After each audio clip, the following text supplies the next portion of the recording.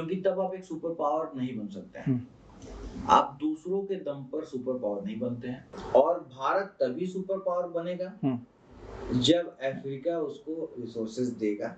भारत में परसेप्शन है कि अफ्रीका गरीब है, अफ्रीका में परसेप्शन है कि भारत एक हाथी पे चढ़ने वाले, सांप पकड़ने वाले लोगों का देश है। ऐसा कभी नहीं हुआ कि पूरे अफ्रीका में हमेशा सिविल वॉर हो रहा है। कि अफ्रीका में कई देशों में जो वहाँ पे ट्राइबल कल्चर है वो भारत के हिंदू कल्चर से काफी मिलता जुलता है। वहाँ पे विदेशियों ने, यूरोपियंस ने सीधी लाइनें खींची हैं और देश बनाए, एक नक्शे को लेके और आपस में बांट लिया। गलती से कोई ऐसा लीडर चुन लिया जाए जो कि उनकी बातों को नहीं मान रहा, तो वो उनको क्रश करेंगे, वो उनको डेमोनाइज करेंगे, वो उनकी हत्या भी कर देंगे। तो अगर हम लोगों को चाइना को कम्पीट करना है तो लड़ाई केवल बॉर्डर पे तो होती नहीं है, लड़ाई होती है ऑफिसेज में, बिल्डिंग्स में, कॉर्पोरेट्स में। तो वो लड़ाई जब तक आप नहीं जीतेंगे तब तक बॉर्डर की लड़ाई भी आप नहीं जीत सकते हैं। और इसमें भारतीय सक्सेसफुल है, इसमें कई जगह चाइनीज सक्सेसफुल नहीं है जी। सवाल ये भी है कि जब वही बिहारी मॉरिशस में जाकर मॉरिशस को एक यूरोपियन स्टैंडर्ड का देश बना सकते हैं, तो वो बिहार में क्यों नहीं बना पा रहे हैं? हम लोग भी कॉलोनाइज्ड थे, तो ये हम लोग को एक कॉमन ग्राउंड देता है, हम लोगों को मिलाता है आपस में बैठने के लिए, और हम लोगों को एक एम्पैथी भी देता है कि एक भारतीय जाकर अफ्रीका में एक यूरोपियन की तरह व्यवहार नहीं करेगा। तो हम लोगों को अगर तरक्की करना है, अगर विकास करना है, तो हम लोग को परसेप्शन के बेसिस पे अपनी डिसीजन मेकिंग को कंट्रोल करना पड़ेगा। नमस्कार दोस्तों, समुद्र मंथन से जुड़ने के लिए आपका बहुत बहुत शुक्रिया। ये वो प्लेटफॉर्म है जहां विचारों पर, व्यक्तियों पर, घटनाओं पर और नीतियों पर परछाइयाँ बात करती हैं। तो आपके स्क्रीन के बाईं तरफ की जो परछाई है वो मैं हूं, आपका होस्ट, दोस्त और गोस्ट प्रोफेसर बृहस्पति, और आपके स्क्रीन के दाहिने तरफ एक परछाई होंगी। नवनीत जी, आपका बहुत बहुत स्वागत है समुद्र मंथन में। धन्यवाद। आप 15 साल से ऊपर अफ्रीका के एक देश में रह रहे हैं। महाद्वीप के कई सारे देश हैं, वहाँ पे आप घूम चुके हैं, वहाँ पे आपका काम चल रहा है। तो मुझे लगता है इस पे एक सार्थक चर्चा होगी, विमर्श होगा आज, और आशा है आपको, हमारे दर्शकों को हमारे ये विमर्श पसंद आएगा। आज हम लोग चर्चा अफ्रीका पर करने जा रहे हैं, तो बहुत सारे परसेप्शंस हैं जी। हम लोग कोशिश करेंगे कि कुछ परसेप्शंस को तोड़ पाएं, हाँ, और कुछ प्रेजुडिस को तोड़ पाएं। बहुत सही, बहुत सही। हम अपने परसेप्शंस को तोड़ने की बात की, जो एक नज़रिए से हम देखते हैं किसी को, किसी दूसरे को, उसकी बात की। तो बात यहीं से शुरू करते हैं। इंडिया में कम से कम अफ्रीका जो ये महाद्वीप है उसके बारे में 2-3 तरह के परसेप्शंस हैं। पहला तो कि जी बहुत गरीब है, बहुत पिछड़ापन है। दूसरी इमेज हमारे सामने अफ्रीका की आती है, वो सिविल वॉर, कॉन्फ्लिक्ट वाले सिचुएशंस में है। हमारे बोको हराम कई बच्चों को उठा करके ले जाता है। भारत के तरफ से यूएन के अंतर्गत पीस कीपिंग फोर्सेस में हमारे कई सारे सेना के लोग वहाँ पे जाते हैं पीस कीपिंग मिशंस में। तीसरा वो है जो हमें डिस्कवरी चैनल या एनिमल प्लैनेट दिखाता है कि वहाँ पे बियरबान हैं, इस तरीके के ग्रासलैंड्स हैं, जंगल है, जानवर हैं, तमाम तरह के ट्राइब्स हैं। तो आप 15 साल वहाँ रहे, काम किया, रहे, देखे, ये तीनों परसेप्शन सही हैं क्या? हर परसेप्शन रियलिटी ही होती है, लेकिन एक अंतर होता है। अगर मुझे एक परसेप्शन बनाना है कि आप गरीब हैं जी, तो हो सकता है कि मैं आपके यहाँ जो कुछ परिवार गरीब होंगे या जो आबादी गरीब होगी मैं वही दिखाऊं जी।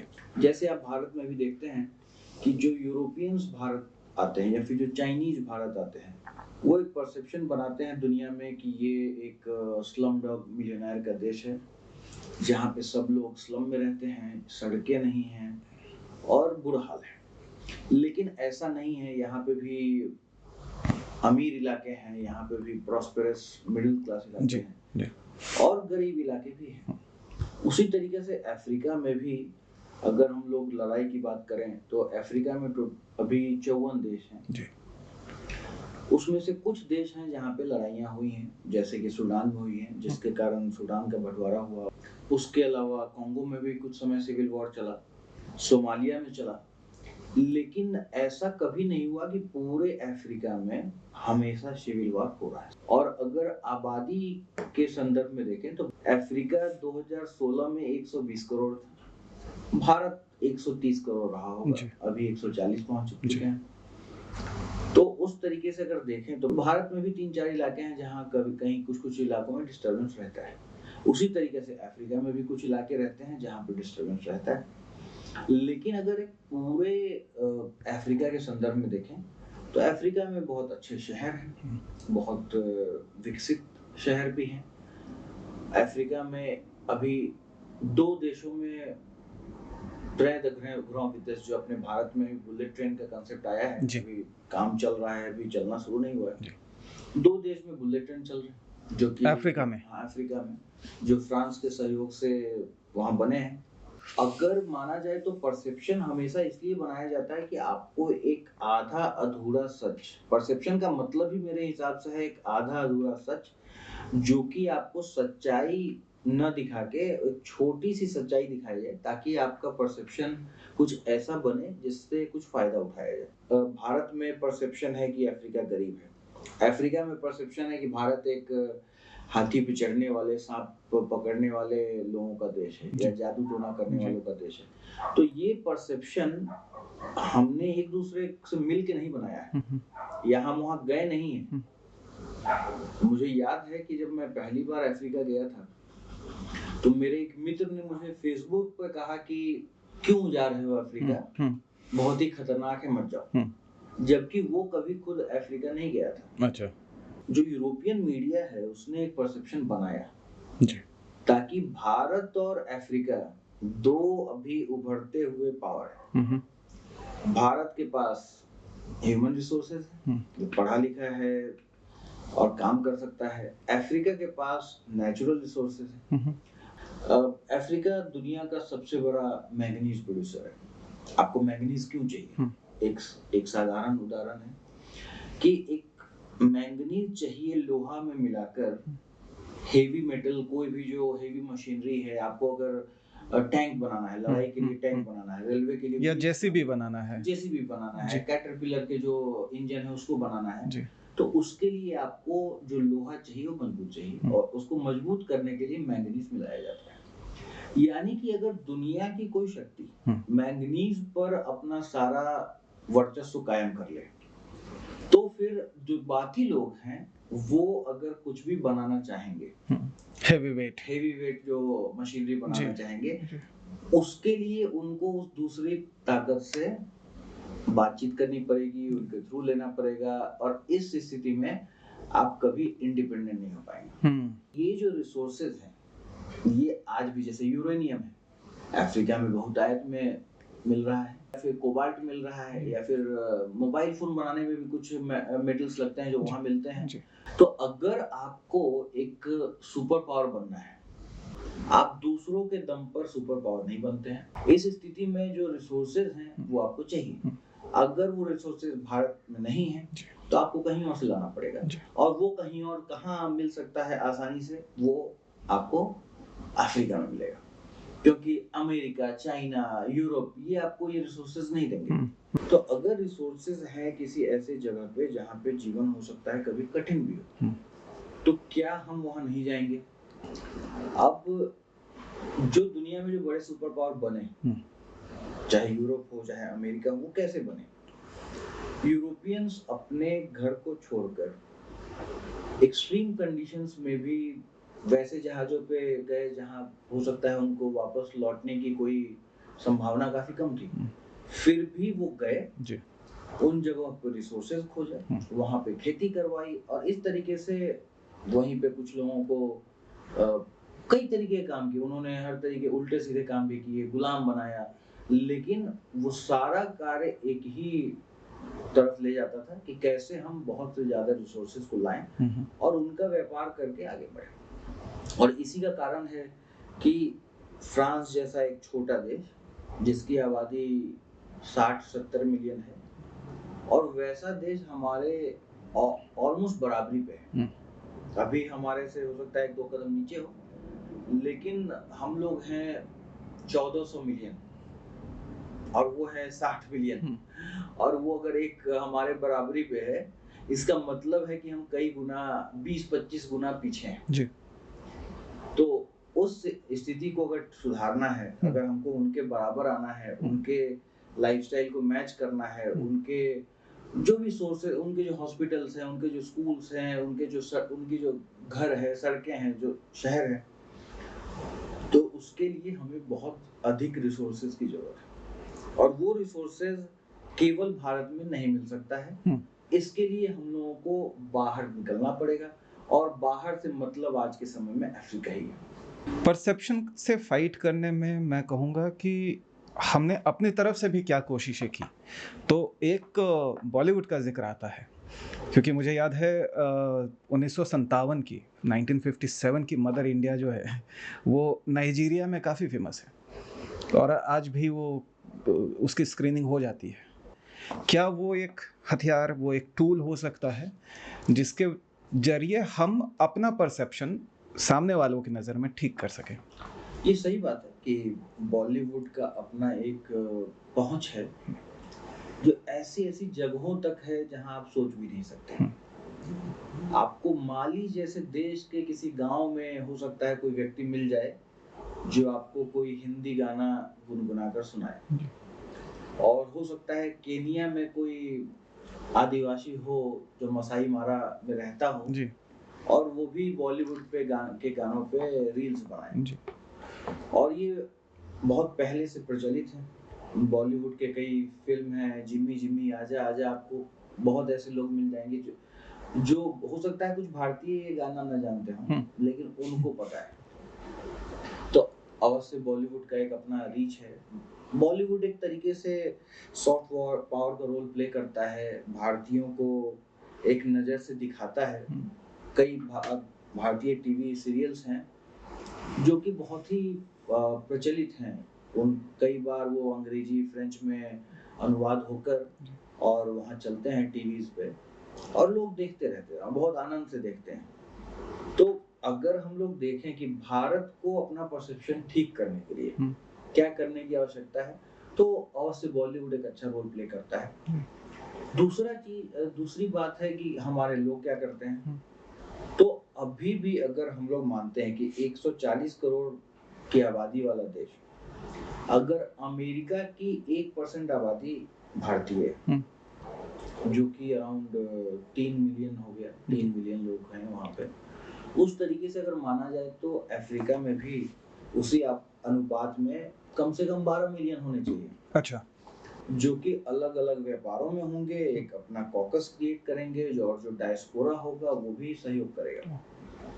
लेकिन अगर देखा जाए तो भारतीयों में अभी भी, जैसे पंजाबियों में, गुजरातियों में, अभी भी अमेरिका, कनाडा, यूरोप जाने का एक चस्का है, ज्यादा है। पढ़े लिखे लोग या बहुत ही प्रॉस्पेरस फैमिली के लोग जिनके पास पंजाब में बहुत जमीन है, वो जमीन बेच देते हैं, अमेरिका जाने के लिए 50 लाख रुपए, करोड़ रुपए खर्चा कर देते हैं और कठिन से कठिन रास्तों से घुसने की कोशिश करते हैं।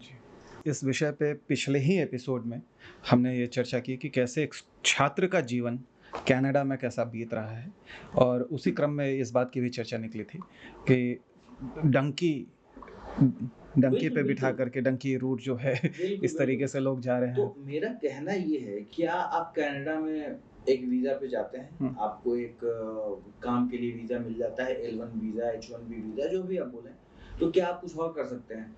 क्या आपकी तरक्की कई गुना हो सकती है अगर आप में क्षमता हो?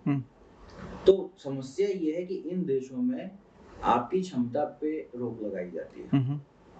आपके लिए वही काम छोड़े जाते हैं जिससे आपकी तरक्की कई गुना नहीं हो सकती। आपका जीवन अच्छा होगा, आपको अच्छे हॉस्पिटल्स, अच्छे स्कूल, अच्छे रोड, अच्छा खान पान, सब कुछ मिल जाएगा।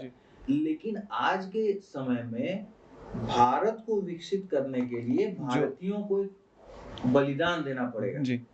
और वो बलिदान खून का बलिदान नहीं है, वो है कि हमें भी यूरोपियंस की तरह, जो यूरोपियंस 15वीं शताब्दी में उस समय अलग अलग दुनिया के कोनों में जा रहे थे और कठिन जीवन जी रहे थे, लेकिन उन कठिन लोगों के कारण ही आज यूरोप वह है जो है।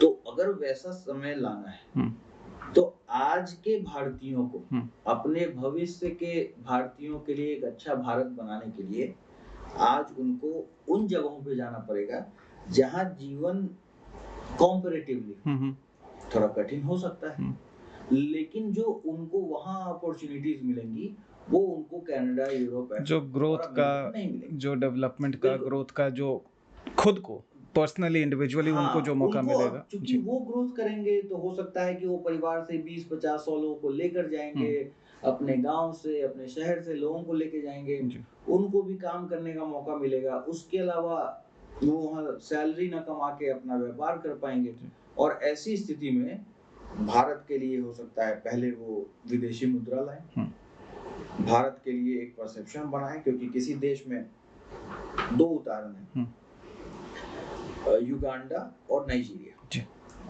युगांडा में एक समय में 1972 के आसपास ईदी अमीन ने सारे भारतीयों को भगा दिया। भारत सरकार ने ऑलमोस्ट कुछ नहीं किया, बस कुछ भारतीयों को वापस आने के लिए परमिशन दिया। बहुत सारे भारतीय वहां पे रह रहे थे जो वहां के व्यापार पे पूरा उनका एक तरह से एक छत्र राज था। ईदी अमीन ने उनको ब्लेम किया कि इन्हीं के कारण दूसरे लोगों की या लोकल लोगों की तरक्की नहीं हो रही, भारतीय चले गए। बहुत से भारतीय हैं आज भी जो अमेरिका में या फिर इंग्लैंड में, जो कि भारत से नहीं गए हैं इंग्लैंड, वो युगांडा से गए हैं इंग्लैंड। तो उनका अपना एक कल्चर है, अलग तरीके से रहते हैं, लेकिन है सभी भारतीय और अभी भी उनके रूट्स भारत में हैं। ये अंग्रेज लेकर के गए थे इनको, बिल्कुल। और उस गन्ना उगवाने। उसके बाद जब दोबारा वहां पे युगांडा में नई सरकारें आई, उनको लगा कि भारतीय ही हमारे देश को आगे लेके जा रहे थे, और उनको बाहर निकालते ही युगांडा नीचे गिर गया, युगांडा की इकोनॉमी खत्म हो गई। तो वापस उन भारतीयों को बुलाया गया, और युगांडा में अभी के समय में भारतीय मूल के लोग हैं जो 1% आबादी है, लेकिन वो 1% आबादी युगांडा सरकार जितना टैक्स वसूलती है उसका 85% कवर करता है। डायरेक्ट एक भारतीय 85% टैक्स, 1% भारतीय 85% टैक्स दे रहा है सरकार को। तो आप समझ सकते हैं कि व्यापार पे कितना बड़ा कब्जा भारतीयों का है युगांडा में। अब आते हैं नाइजीरिया में। नाइजीरिया में हो सकता है 50,000 से 1 लाख के आसपास भारतीय वहाँ रहते होंगे जी। आप कह सकते हैं कि नाइजीरिया में अगर कोई अपने लिए काम खोजता है, कोई रोजगार ढूंढता है, तो वो सरकार के पास जाता है। अगर उसको सरकारी नौकरी नहीं मिलती है तो वो किसी भारतीय के पास जाता है। अच्छा, ये दूसरा। अब जबकि किसी ऐसा नहीं है कि नाइजीरिया का कहीं प्रचार हुआ है भारत में, ऐसा नहीं है कि भारत सरकार ने कुछ प्रचार किया है, लेकिन हम लोग कम संख्या में जाके भी ऐसे स्थिति में हैं।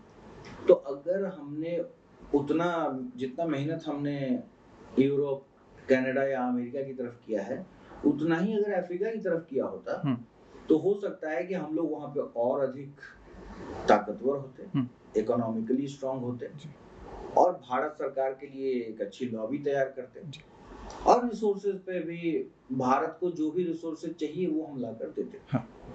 अभी एक और उदाहरण लेते हैं कि अभी हम लोग जिस स्थिति में जा रहे हैं, भारत में चीनी, गन्ने की खेती महाराष्ट्र में होती है सबसे अधिक, और पानी की कमी भी सबसे अधिक महाराष्ट्र में होने लगी है। जबकि आप अगर चाहें तो वैसे जैसे दालें हैं या चीनी है, आप अफ्रीका में उगा सकते हैं। अफ्रीका भारत से 10 गुना बड़ा है, तो वहाँ जमीनें भी आसानी से उपलब्ध हैं। तो आप चाहें तो 1000-10,000 हेक्टेयर के बड़े बड़े प्लॉट भी ले सकते हैं, और वहाँ पे गन्ने की खेती कर सकते हैं, वहाँ दाल को अपने लिए उगा सकते हैं, अपने लोग भेजकर उस जमीन का प्रयोग करके अपने लिए खाना उगा सकते हैं, जो कि आपको सस्ते में मिलेगा, ये पानी की कमी नहीं होगी, ये सब कुछ संभव है। आप ये बोल रहे हैं कि भारतीय जाकर के अफ्रीका में ये करें, और ये खेती हो रही है। जबकि यूएई वगैरह भारत में जमीन लेकर के अपने लिए अनाज पैदा कर रहे हैं। उनके लिए क्या है कि वो नजदीक देख रहे हैं कि कहाँ हमारा नजदीक, यूएई को लगता है कि भारत हमारे लिए नजदीक है। लेकिन भारत के पास ये अपॉर्चुनिटी है कि कुछ रिसोर्सेज जो कि हमको चाहिए, लेकिन उसके लिए जो हमारे पास जो जमीन है, उस जमीन पे हम और भी कुछ अधिक फ्रूटफुल कर सकते हैं, इंडस्ट्री लगा सकते हैं। किसी भी इकोनॉमी को अगर बढ़ना है तो वो प्राइमरी सेक्टर में रह के, खेती में रहकर वो देश सुपर पावर नहीं बन सकता है। तो उसको हमेशा मैन्युफैक्चरिंग और टर्शियरी सर्विसेज में जाना पड़ेगा। तो वैसी स्थिति में आप अपनी जमीन को जब फ्री कर लेंगे और आपके जमीन पे जो गन्ना उगता है या दालें उगती हैं, वो आप अफ्रीका में उगा सकते हैं। तो ये एक तरीका है कि आप रिसोर्सेज का प्रयोग कर सकते हैं। तो ये सब काम भारत सरकार कर सकती है, भारतीय कर रहे हैं। अभी युगांडा में ही बहुत लोग खेती करने के लिए जा रहे हैं, तंजानिया में भारतीय खेती कर रहे हैं। गबोन में जहाँ मैं रहता हूँ, वहाँ भी गबोन सरकार ने स्पेशल इकोनॉमिक जोन बनाए हैं खेती करने के लिए। कुछ जगह है जहाँ पे ये ज्यादा प्रचलित है, कुछ जगह नहीं चल पा रहा है, लेकिन हो रहा है, काम हो रहा है। तो अगर उस स्थिति में मेरा ये कहना है कि अगर इतने खराब परसेप्शन के कारण कि नहीं वहाँ तो सिविल वॉर है, नहीं वहाँ तो इबोला है, वहाँ तो ये बीमारी है, वहाँ तो वो बीमारी है, जबकि ऐसा कुछ है नहीं। क्योंकि अगर 100% एरिया में से अगर 5% एरिया डिस्टर्ब है, तो आप पूरे 100% को डिस्टर्ब नहीं कर सकते हैं। ये वैसी ही बात है कि जब भारत में केरला में बर्ड फ्लू हो रहा था, तो दिल्ली आने वाले विदेशी अपना टिकट कैंसिल करा रहे थे, जबकि दिल्ली और केरला में 2-3 हजार किलोमीटर की दूरी है। और वैसी स्थिति में भी क्योंकि परसेप्शन ये बना कि भारत में बर्ड फ्लू हुआ, तो ये परसेप्शन की बात है। तो हम लोगों को अगर तरक्की करना है, अगर विकास करना है, तो हम लोगों को ये परसेप्शन के बेसिस पे अपनी डिसीजन मेकिंग को कंट्रोल करना पड़ेगा। हम लोगों को रोकना, हम लोगों को सच्चाई देखनी पड़ेगी। हम लोग को देखना पड़ेगा कि फायदा कहाँ है और कहाँ मेरे ग्रोथ का सबसे बड़ा पोटेंशियल है, और उस डायरेक्शन में जाना पड़ेगा। ठीक है, लेकिन अफ्रीका के लोग, वहाँ की सरकारें, वहाँ की जो इंडस्ट्रीज हैं, वो इसको दोबारा से एक कॉलोनियलिज्म की तरह नहीं देखेंगे? क्या ये एक तरह का नियो कॉलोनियलिज्म नहीं हो सकता है? क्योंकि कॉलोनियलिज्म के साथ अफ्रीका का एक बहुत ही सही बात है, दर्दनाक एक्सपीरियंस रहा है। लेकिन एक अच्छी बात है कि हम भारतीय और अफ्रीकी दोनों ही गुलाम रहे हैं, कॉलोनाइज्ड रहे हैं। इसके कारण उनको पता है कि हम लोग कॉलोनाइजर्स नहीं हैं, हम लोग भी कॉलोनाइज्ड थे। तो ये हम लोग को एक कॉमन ग्राउंड देता है, हम लोगों को मिलाता है आपस में बैठने के लिए, और हम लोगों को एक एम्पैथी भी देता है कि एक भारतीय जाकर अफ्रीका में एक यूरोपियन की तरह व्यवहार नहीं करेगा। उसके अंदर वो सुपीरियरिटी कॉम्प्लेक्स नहीं है, उसके अंदर वो सिविलाइजेशनल वैल्यूज हैं कि वो किसी का जाकर खून नहीं चूसेगा, जो यूरोपियंस ने किया है। यूरोपियंस ने वहाँ गन्ना की खेती की है, जहाँ पे अगर कोई मजदूर एक दिन का कोटा नहीं पूरा कर पाता है, तो उसके बच्चे के हाथ काट दिए जाए, ये यूरोपियंस ने किया है। यूरोपियंस ने ह्यूमन जूस चलाए हैं, जहाँ पे वो अफ्रीकी बच्चों को रख देते थे बेल्जियम जैसे शहर में, और बेल्जियम जैसे देश में ब्रुसेल्स में ह्यूमन जू थे, जहाँ पे आप चिड़ियाघर में जाइए और देखिए कि अच्छा ऐसे दिखते हैं ये लोग, जो अफ्रीकी हैं वो कैसे दिखते हैं, उनके बच्चे क्या करते हैं, कैसे खाते हैं, और उनको आप कुछ खाने का फेंक सकते थे। तो ये सब उन जगहों पे हुआ है जो अपने को विकसित मानते हैं। तो उनका विकास भौतिक रूप में तो अच्छा हुआ है, लेकिन मानसिक रूप में ऐसा नहीं कहा जा सकता है कि वो हमेशा हमसे अधिक विकसित थे। हमारे अंदर एम्पैथी है, हम लोग किसी से काम करवाएं भी, अगर उनको रोजगार दे भी, तो हम लोग कभी ऐसा नहीं होने देंगे जिससे कि वो हमसे दुखी हों।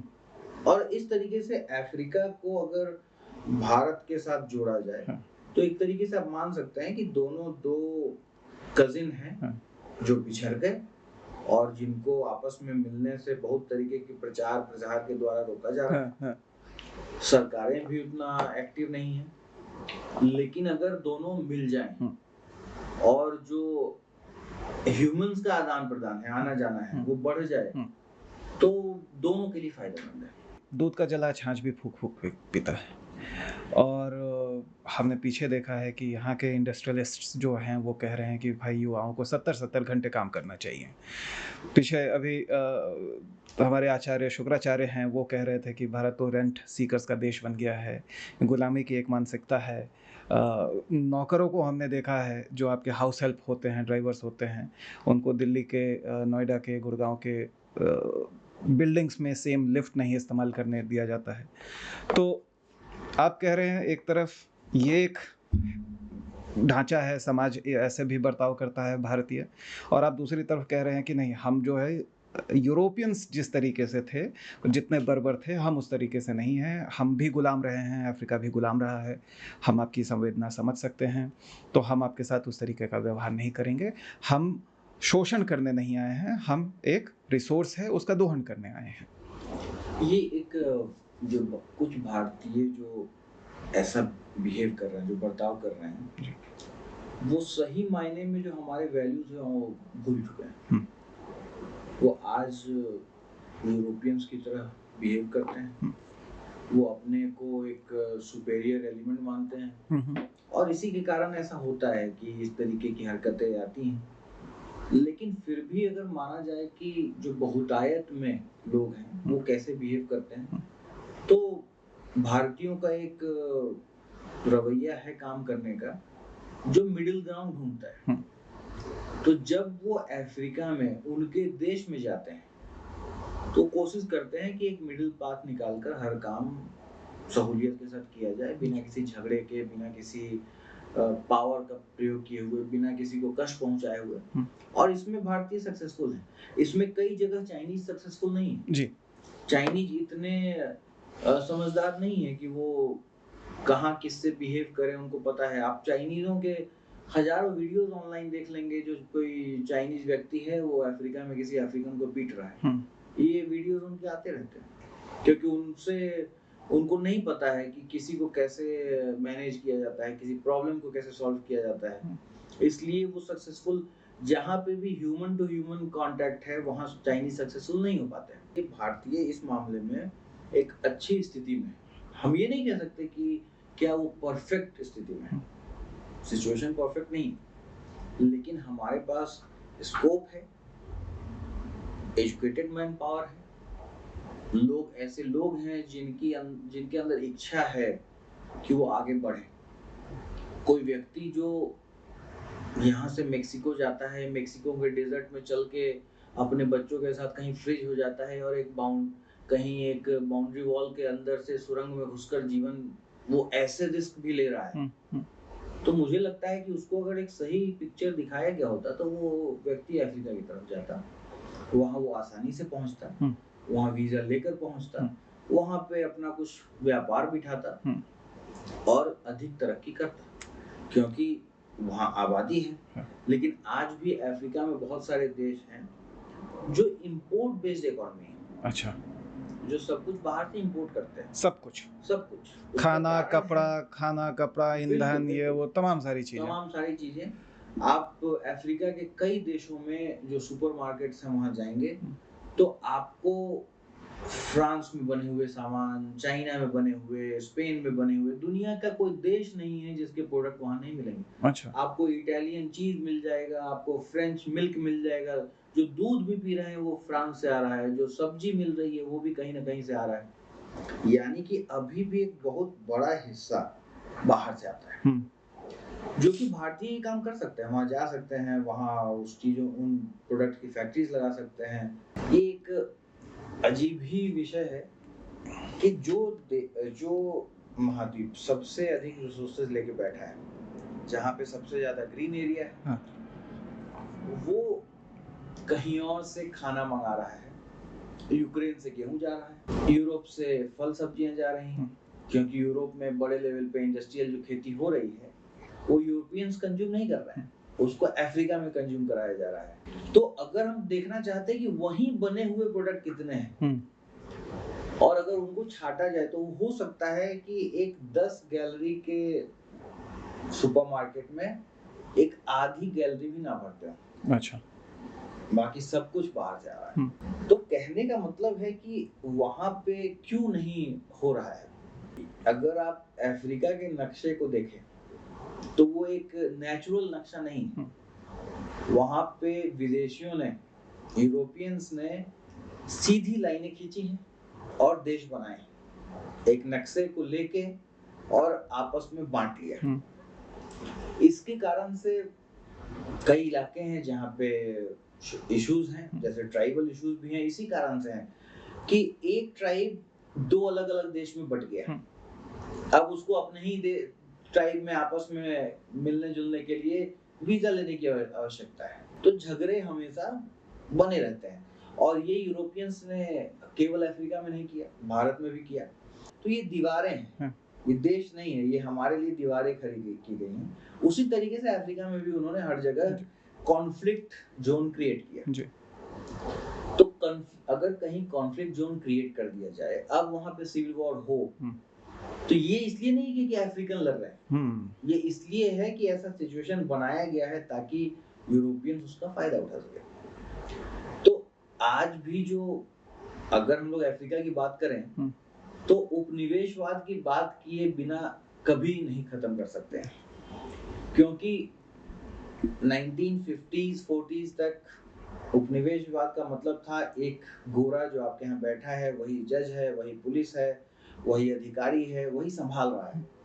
लेकिन उसके बाद सेकेंड वर्ल्ड वॉर के बाद उन्होंने जो पैटर्न बदला है, जो न्यू कॉलोनियलिज्म है, उसमें अब वो चले गए हैं कि अब वो पर्दे के पीछे बैठे हैं। वो अपने लोग बिठा रहे हैं और जो वो लोग हैं वो लोकल है, देखने में आपके जैसे हैं, लेकिन वो कर वो रहे हैं जो उनके विदेशी आका चाहे। गलती से कोई ऐसा लीडर चुन लिया जाए जो कि उनकी बातों को नहीं मान रहा, तो वो उनको क्रश करेंगे, वो उनको डेमोनाइज करेंगे, वो उनकी हत्या भी कर देंगे। कई ऐसे अफ्रीकन नेता हुए हैं जिनकी हत्या कर दी गई क्योंकि उनकी बातचीत अफ्रीका के विकास के लिए थी और उससे यूरोपियंस का जो एक्सप्लॉइट करने का जो तरीका था उस पे वो एक बड़ा हर्डल तैयार हो रहा था। ऐसा विरोध जिसके कारण से यूरोपियंस को माइंस नहीं मिल रहे थे या फिर वहाँ के रिसोर्सेज नहीं मिल रहे थे। जैसे आप रॉबर्ट मुगाबे की बात करें तो रॉबर्ट मुगाबे ने फॉरेनर्स को, जो विदेशी थे, जो ब्रिटिश या फ्रेंच थे, उनको एक तरीके से बैन कर दिया। उनकी एंट्री नहीं थी, तो उसके बदले में उनको बहुत दिनों तक सैंक्शन झेलना पड़ा, इकोनॉमी क्रश कर दी गई, इकोनॉमी फेल हो गई। उसी तरीके से थॉमस संकारा के पीरियड में यही हुआ कि थॉमस संकारा को एक अंत में मार दिया गया, क्योंकि अगर आप उसके वीडियोस देखें, उसकी बातचीत को देखें, तो वो एक ऐसा अफ्रीका नहीं देख रहा था जहाँ पे हर अफ्रीकी कुछ एनजीओज के सामने भीख मांगे। वो देख रहा था एक ऐसा अफ्रीका जहाँ अफ्रीकन्स अपने रिसोर्सेज को खुद एक्सप्लॉइट करें और तरक्की करें। तो ये विरोधाभास जो हो रहा है, क्योंकि यूरोपियंस कभी नहीं चाहते कि अफ्रीका का विकास हो, लेकिन भारतीय अगर अफ्रीका के साथ हाथ मिलाते हैं, हमारा पुराना इतिहास रहा है, इसके कारण से ऑलरेडी हम लोग, भारत के लोग मॉरिशस में, रेनियन आइलैंड या बहुत ऐसे देश हैं जो तंजानिया में, नाइजीरिया में, जहाँ पे भारतीयों की संख्या अच्छी खासी है। तो अगर हम लोग हाथ मिला के काम करें तो हम दोनों का विकास निश्चित है। और भारत तभी सुपर पावर बनेगा जब अफ्रीका उसको रिसोर्सेज देगा, मार्केट भी देगा और खेती करने के लिए जमीन देगा या फिर माइंस देगा। और अफ्रीका तब विकास करेगा जब भारतीय उनको सिखाएंगे कि आप सेल्फ डिपेंडेंट कैसे हो सकते हैं। जैसे मॉरिशस का एग्जांपल ले लें, मॉरिशस में 40 बिहारी उठे, गिरमिटिया मजदूर बन के उनको लाया गया वहां पे, और आज मॉरिशस की दूसरी भाषा भोजपुरी है। वहाँ के नाइट क्लब्स में भोजपुरी गाने बजते हैं और वहाँ जो बिहारी भारतीय जो रह रहे हैं, उन्होंने एक बहुत ही सुंदर देश बनाया है। तो अगर सवाल ये भी है कि जब वही बिहारी मॉरिशस में जाकर मॉरिशस को एक यूरोपियन स्टैंडर्ड का देश बना सकते हैं, तो वो बिहार में क्यों नहीं बना पा रहे हैं? हम लोग अगर बाहर नहीं जाएंगे, वहाँ के रिसोर्सेज के साथ काम नहीं करेंगे, तो हम लोग भी हमेशा भीख मांगेंगे। जैसे एक इमेज बनाया जा रहा है कि जो अफ्रीकन है वो गरीब होते हैं, हमेशा जितने भी एनजीओज हैं वो एक फोटो दिखाएंगे जिसमें गरीब बच्चा होगा जो एकदम जिसकी हड्डी दिख रही है, वो मरनासन है। हाँ। तो ये एकाध इमेजेस हैं जिसको उठा ली गई हैं और उसी को बार बार दिखाकर आपको ये दिखाया जा रहा है कि अफ्रीका ऐसा है, जबकि ऐसा है नहीं। हाँ, हाँ। अफ्रीका के बहुत सारे देश भारत से भी अधिक पर कैपिटा इनकम मेंटेन करते हैं, अच्छी लाइफस्टाइल मेंटेन करते हैं। उनके जो कैपिटल्स हैं वो भारत से ज्यादा, दिल्ली से ज्यादा विकसित दिखते हैं। अच्छा। दिल्ली से ज्यादा साफ सुथरे दिखते हैं, सुंदर दिखते हैं। तो ऐसा मान लेना कि हम उनसे सुपेरियर हैं तो गलत है, क्योंकि भारत में कुछ इलाके हैं जो हो सकता है कि वहां से अच्छे हों, लेकिन अगर पूरे तरीके से देखा जाए तो भारत में भी ऐसे इलाके हैं जो वहां से कई गुना गरीब हैं। तो ये तब पता चलेगा हम लोगों को जब हम लोग वहां जाएंगे, आना जाना बढ़ेगा तो लोगों को जानकारी मिलेगी तो एक के कारण 10 लोग जाएंगे, 10 से 100 लोग जाएंगे, तो संख्या बढ़ेगी। और इसके कारण फिर जो वहां बैठे हुए जो अफ्रीकन हैं, अफ्रीका का मतलब क्या ये है, क्या एक कोई व्यक्ति यहाँ दिखाएगा आपको कि अफ्रीकन भारत में क्या करते हैं, क्या इमेज है कि कोई नाइजीरियन है जो ड्रग्स बेचता है। सही बात है, कुछ नाइजीरियन होंगे जो ड्रग्स बेचते होंगे, क्योंकि ड्रग्स का बिजनेस दुनिया भर में चलता है और दुनिया भर के लोग बेचते हैं, भारतीय भी बेचते हैं, वैसे ही नाइजीरियन भी बेचते हैं। लेकिन क्या हम मान ले कि हर अफ्रीकी दिखने वाला व्यक्ति ड्रग पेडलर है? तो यही है परसेप्शन और प्रेजुडिस, कि हम किसी एक आदमी से मिले और हमने प्रेजुडिस बनाया कि 1000 लोग जो मेरे सामने हैं सब एक जैसे हैं, जबकि वहाँ भी पढ़े लिखे लोग हैं, वहाँ भी व्यापारी हैं, वहाँ भी मेहनत करने वाले लोग हैं। अब अगर हम लोग एक परसेप्शन की लड़ाई जीत जाते हैं जिसमें कि हम एक दूसरे को समझ लेते हैं, तो फिर बहुत सारे अफ्रीकन्स जो फ्रांस और इंग्लैंड जाते हैं पढ़ाई के लिए, जो अमेरिका जाते हैं मेडिकल ट्रीटमेंट के लिए, जो वहाँ के जो प्रॉस्परस अमीर लोग हैं वो भारत आएंगे जी, लेकिन उनको लगता है कि भारत में तो सांप पालने वाले लोग हैं, क्या वहाँ पे मेडिकल साइंस अमेरिका से अधिक विकसित तो नहीं होगा? कुछ तादाद में तो आ रहे हैं, मेडिकल टूरिज्म है भारत में चल रहा है, टूरिज्म कुछ शिक्षा के लिए भी आ रहे हैं। 120 करोड़ लोग जी, उस हिसाब से जो हमारे पास संख्या आ रही है वो कम से कम 1000 गुना अधिक होनी चाहिए। और जरूरी नहीं है कि केवल यहाँ आए, हमारे लोग वहाँ जा सकते हैं, हमारे डॉक्टर्स वहाँ जा सकते हैं, और इस तरीके से जो सहयोग बनेगा उससे हम लोग एक साथ मिलकर आगे बढ़ सकते हैं। तो इस स्थिति में अगर हम कहीं अपोलो हॉस्पिटल में जाते हैं और किसी यमन के या किसी कंगो के किसी व्यक्ति को देखते हैं तो वो अकेला है, जबकि दिल्ली के उस हॉस्पिटल में हो सकता है कि हमारे पास ऐसे हॉस्पिटल्स ही होने चाहिए जहाँ केवल हम विदेशी मित्रों का इलाज कर रहे हैं, और वैसे संख्या कम है। अगर अनुपात में देखा जाए कि जितना बड़ा पोटेंशियल है, एक आध लोग तो हर जगह पहुंचे हुए हैं, एक आध ऐसे जगह हैं जहाँ रिमोट वहां पे भी कोई आपको भारतीय मिल ही जाए। सही बात जी। लेकिन मेरा कहना है कि उस जगह पे जहाँ पे 10,000 भारतीय होने चाहिए, अगर 2 भारतीय हैं या 10 भारतीय हैं, तो क्या हम लोग उस पोटेंशियल का पूरा फायदा उठा पा रहे हैं? आपने बात की कि इस तरीके का एक पोटेंशियल है जिसका कि हम फायदा उठा सकते हैं। तो चीन जो ऑलरेडी वहाँ पे काफ़ी इनग्रेस कर चुका है, अपने हाथ पांव जमा चुका है, क्या चीन भारत को इस तरीके का काम करने देगा, खासकर ऐसे संदर्भ में जहाँ पे 54 देश हैं अफ्रीका में, वहाँ के कई सारे देशों में हमारा दूतावास नहीं है, भारतीय दूतावास नहीं है, तो हमारा डिप्लोमेटिक राजनयिक प्रेजेंस जो होता है दूसरे देशों में वो भी बहुत कम है।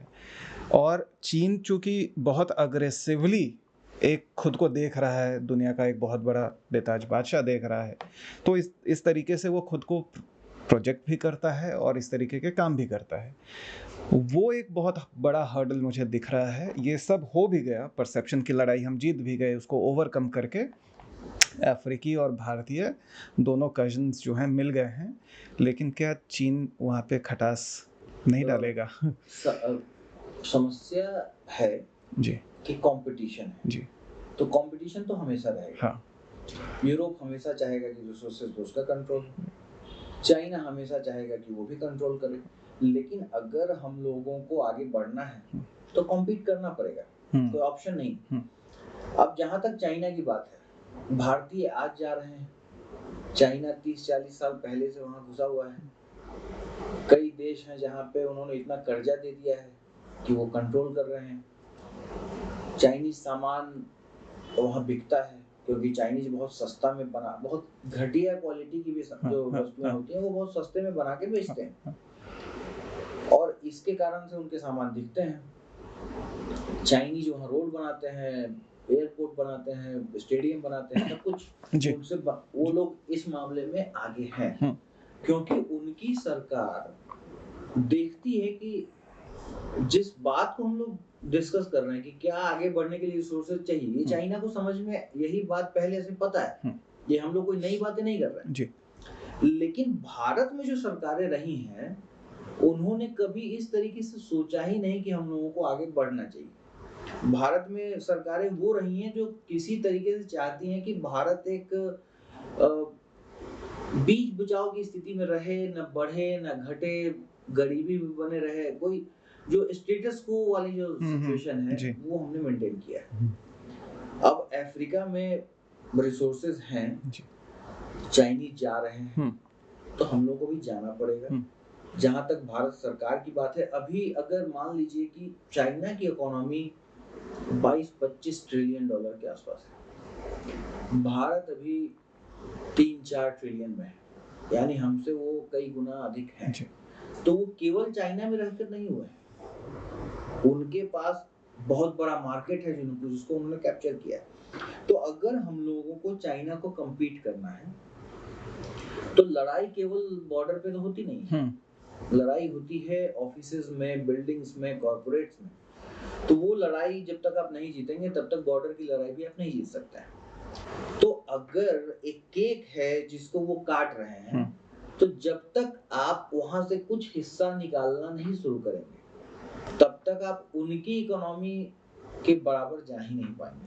चाइनीज सरकार अगर अफ्रीका के किसी देश को चुनती है तो वो वहाँ पे बहुत ज्यादा पैसा लगाती है, वो वहाँ पे व्यापार खड़ा करती है, और चाइनीज आपस में एक नेक्सस बना के काम करते हैं।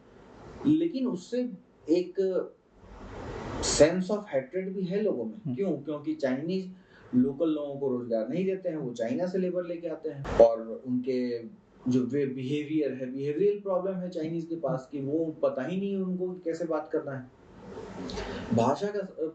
भाषा की समस्या हमेशा रहती है। भारतीय कोई भी भाषा आसानी से सीख लेता है, लेकिन चाइनीज में ही बात करते हैं। चाइनीज हमेशा किसी न किसी ट्रांसलेटर को रख के काम करते हैं, उनके साइन बोर्ड चाइनीज में लिखे होते हैं, भले वो अफ्रीका में बैठे हों। अच्छा।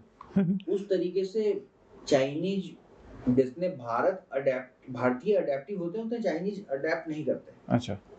तो इसके कारण से हमारे पास एक अपर एज है, बस हम उस अपर एज का फायदा नहीं उठा रहे। तो भारत और चीन की जो लड़ाई है, अगर उस लड़ाई को जीतना है तो हम लोगों को अफ्रीका में उनके जो पांव जमे हुए हैं उसको उखाड़ना होगा। लेकिन हम लोगों को इस सेंस में जाने की जरूरत नहीं है कि हम लोग बस लड़ने जा रहे हैं। इस सेंस में जरूरत है कि हम लोग भी जाएंगे, हम अपना पक्ष रखेंगे, हम अपना नहीं, ये कंपटीशन के भाव से है कि वो भी करेंगे, हम भी करेंगे। पूरे चर्चा का क्रक्स यही है कि हम लोगों के पास जो अपर एज है, बॉलीवुड है, या फिर भारतीयों का अपना विल पावर है, जो हमारा इतिहास है, जो हमारे संबंध है अफ्रीका से, और हमारा जो कल्चरल कॉमनिटी है, ये भी बहुत कॉमन है कि अफ्रीका में कई देशों में जो वहाँ पे ट्राइबल कल्चर है वो भारत के हिंदू कल्चर से काफी मिलता जुलता है। तो उस तरीके से अगर आप देखें तो बहुत कुछ है जो कॉमन ग्राउंड क्रिएट करता है। अगर हम उसका फायदा उठाएं और आगे बढ़ें तो हो सकता है कि हम दोनों का एक सामूहिक विकास होगा। जी। भारतीय भी आगे बढ़ेंगे, भारत प्रॉस्पेरस होगा और अफ्रीका को भी इसका फायदा मिलेगा। तो ये एक विन विन सिचुएशन है। विन विन सिचुएशन है। यूरोप के मामले में ये विन विन नहीं है, क्योंकि यूरोप अफ्रीका के रिलेशन में यूरोप जीता है, यूरोप हारा और अफ्रीका हारा है। चाइना के सिचुएशन में भी रिसोर्सेज मोस्टली चाइनीज ने कंट्रोल किए हैं और चाइनीज नियम नहीं पालन करते हैं। अगर उनको कहीं कोई जंगल का परमिट मिलता है काटने के लिए तो किसी तरीके से काटते हैं, नियम फॉलो ही नहीं करते हैं। तो ये सब प्रॉब्लम्स हैं जो चाइनीज हमेशा फेस करते हैं, क्योंकि उनको लगता नहीं है कि हमको वहां जाकर वहां के जो लोकल रूल रेगुलेशन है उसकी इज्जत करनी चाहिए, वो नहीं करते हैं। जी, हम उधर जाकर के धर्म संगत काम करें, अगर उस तरीके का रोजगार पैदा करें जिससे अफ्रीकी भाइयों को भी, वहाँ के गवर्नमेंट को, वहाँ के लोगों को फ़ायदा पहुँचे और हम भी थोड़ा सशक्त बने, थोड़ा डेवलप करें। मैं एक तरीके से याद दिलाना चाहूँगा कि भारत और अफ्रीका का संबंध बहुत पुराना रहा है। जब अलेक्जेंडर द ग्रेट होते थे, अलेक्जेंड्रिया शहर होता था इजिप्ट में सबसे बड़ा, इंडियन सब कॉन्टिनेंट और अफ्रीकन कॉन्टिनेंट, उनके बीच में ट्रेड होता था, एक्सचेंज होता था, विचारों का, लोगों का आदान प्रदान होता था, सामान यहाँ से वहाँ जाते थे, वहाँ से यहाँ आते थे। और उस समय से शुरू करके आज़ादी के आंदोलनों में भारतीय सॉलिडारिटी हमेशा रही है अफ्रीकन कंट्रीज़ के साथ वहाँ। और अभी हाल में ही हमने देखा कि G20 में अफ्रीका यूनियन को उसको सम्मिलित कराया गया है। अब वो 21वां स्थायी मेंबर है G20 का, जो कि भारत के प्रेसिडेंसी के तहत हुआ है। तो एक बहुत पुराना संबंध है। इस परसेप्शन, इस लड़ाई को जीतना है और हम दोनों मिलकर के एक दूसरे को के पूरक हैं किसी रूप में। हम यहाँ से मैन पावर है, रिसोर्सेज है, कैपेसिटी है, भारतीय सरकार करती भी है। India does not believe in exporting democracy, rather strengthening democratic institutions in the foreign country. तो हम वहाँ के जजेस को, हम वहाँ के ब्यूरोक्रेट्स को, हम वहाँ के पुलिस को, हम वहाँ के IT सेक्टर के लोगों को, टेलीकम्युनिकेशन, उनकी कैपेसिटी बढ़ाने के लिए हम उनको ट्रेनिंग देते हैं, यहाँ पे लाके, भारत में ला करके उनको चीज़ें बताते हैं, सिखाते हैं, समझाते हैं। तो ये एक विन विन सिचुएशन हो सकता है भारत के लिए और अफ्रीका के लिए, दोनों के लिए, जैसा कि आपने बोला। और बिल्कुल इस पे काम करने की ज़रूरत है। और मेरी एक गुजारिश अफ्रीका के जो एम्बेसीज़ हैं जो भारत में हैं उनसे भी है कि European, American, German, French, Canadian, Australian, Danish embassies को हम देखते हैं, जापानीज़ भी, और कुछ समय पहले तक चाइनीज़ भी, ये सारे दूतावास भारत में काफ़ी सक्रिय रहते हैं, अलग अलग परियोजनाओं पे काम करते रहते हैं, कल्चरल के नाम पे, स्कॉलरशिप्स के नाम पे कई सारे एक्सचेंज होते हैं। उनको भी आगे आके थोड़ा सा इस परसेप्शन के का जो पर्दा है उसको नीचे खींचने की में हमारी मदद करनी पड़ेगी। लेकिन जो ओवरऑल समरी है, जो क्रक्स है अपने डिस्कशन का, वो यही है कि अफ्रीका इज स्टिल वर्जिन। यहाँ पे बहुत सारी अपॉर्चुनिटीज हैं जो भारतीयों को वहाँ जाना चाहिए। यूरोपियंस 500-700 साल से जा रहे हैं, हम लोग उस रेस में पीछे रह गए हैं। तो अब उस रेस को अगर जीतना है, या जीतना नहीं भी है तो एक अच्छे डिसेंट स्टेट में रहना है, तो हम लोगों को कोशिश करना होगा कि हम लोग भी उस रेस में आगे जाएं, अपने घर से बाहर निकलें। इसमें कुछ ट्रिवियाज भी हैं, जैसे कि अफ्रीका का जो सबसे बड़ा टेलीकॉम नेटवर्क है वो एयरटेल जी, जो कि भारतीय है। ये हमारे लिए गर्व का विषय है। साउथ अफ्रीका में आज भी भारतीय संख्या में बहुत अधिक है। केनिया में ऐसे इलाके हैं जहाँ पे जो सड़कें हैं, जो यहाँ पे दोनों तरफ जितने भी दुकानें हैं वो सब भारतीयों की हैं। सिंधी समाज बहुत बड़ी संख्या में है। जब वो पाकिस्तान से भगाए गए, जो हिंदू सिंधी थे, वो भारत की तरफ आए, लेकिन फिर भारत से वो दुनिया भर में फैले। अफ्रीका में वो गए। अच्छा। जितने सिंधी आपको कनाडा में नहीं दिखेंगे, वो अफ्रीका में दिखेंगे। और इसके कारण से अगर आप प्रोस्पेरिटी का एक स्टेट देखें, तो सिंधी उन कनाडा में रहने वाले भारतीयों से अधिक प्रॉस्पेरस है, क्योंकि कनाडा आपको वीजा देता है या रेजिडेंट परमिट देता है जब आप नर्स हैं या कोई प्लम्बर हैं, कुछ वैसा काम कर रहे हैं, तो उनको चाहिए सस्ता लेबर और उनको चाहिए अनस्किल्ड, नॉट हाईली स्किल्ड, मतलब सेमी स्किल्ड लेबर चाहिए, मिड लेवल तक जाते वो उनके उनका बॉस बन के ना बैठे। यूरोपियंस नहीं चाहते कि आप यूरोप में जाएं और वहाँ किसी बड़े कारोबार को बिठा लें। वहाँ आपको वो अपॉर्चुनिटीज नहीं मिलेंगी, वो सारा वो खुद कर रहे हैं, आपको केवल मेनियल जॉब मिलेगा। लेकिन अफ्रीका में ऐसा नहीं है, आप वहाँ जा सकते हैं। आप कोई गिरमिटिया मजदूर जब जाके वहाँ पे पूरा मॉरिशस बसा देता है तो वो काम आप कहीं भी कर सकते हैं। और इस स्थिति में भारतीयों को और सोचने की जरूरत है और थोड़ा एक्सप्लोर करने की जरूरत है। वहाँ जाने के लिए अमेरिका और यूरोप जैसी स्थिति नहीं है कि वीजा ही नहीं लगता। आपको बॉर्डर क्रॉस करके और जीवन पे रिस्क लेके जाने की जरूरत नहीं है।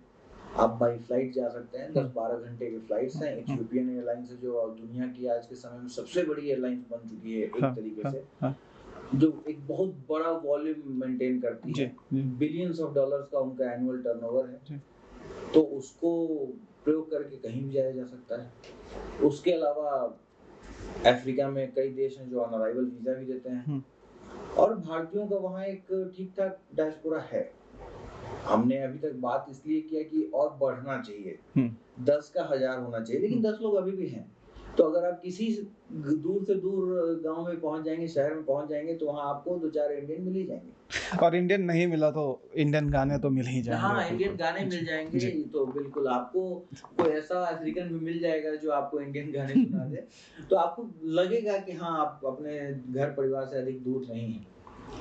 हमको लगता है कि इस पे अगर और व्यूज आते हैं और लोगों की कुछ सवाल कोई पूछना चाहता है, तो हम लोग कुछ क्वेश्चंस पिक कर सकते हैं और उन क्वेश्चंस के बेसिस पे आगे का एपिसोड रिकॉर्ड कर सकते हैं। बिल्कुल बिल्कुल, जिससे कि हम लोगों को पता चलेगा कि हमारा जो व्यूअर है उसके परसेप्शन को क्या हम तोड़ पाए हैं और क्या उसके मन में और कुछ सवाल उठे हैं, क्योंकि पूरे डिस्कशन का मुद्दा ही यही है कि हम कुछ और परसेप्शंस को तोड़ें जी, और कुछ नए सवाल उठाएं जी। दर्शकों से हमारा अनुरोध रहेगा कि आप नवनीत जी के जो बातें हमने आज की नवनीत जी के साथ, उन बातों के मद्देनज़र कुछ और भी सवाल हैं, कोई और टॉपिक है तो उनको लिखें, हमें कमेंट सेक्शन में बताएं और ये भी बताएं, सुझाव दें कि हम किन चीज़ों को लेकर के, किन पहलुओं को लेकर के और भी विस्तार से चर्चा हो सकती थी या उसके बारे में थोड़ा सा लंबा गोता लगाया जा सकता था। तो इसी के साथ आज का एपिसोड हम रैप अप करते हैं। नवनीत जी, बहुत बहुत शुक्रिया आपका हमारे साथ जुड़ने के लिए। आपका और आपके दर्शकों का। और ये चर्चा ऐसा है जो मेरे दिल से जुड़ा हुआ है, क्योंकि मैंने 15 साल अफ्रीका में बिताया है, तो मुझे पता है कि वहाँ चैलेंजेस भी हैं, लेकिन मुझे ये पता है कि अपॉर्चुनिटीज भी हैं। तो मेरा मानना है कि हम लोगों को, अगर मेरी बातचीत सुनकर कोई एक व्यक्ति भी चला जाता है और वो उस अपॉर्चुनिटी का सही फायदा उठा पाता है, तो हम लोगों का एपिसोड सक्सेसफुल माना जाएगा। बिल्कुल बिल्कुल।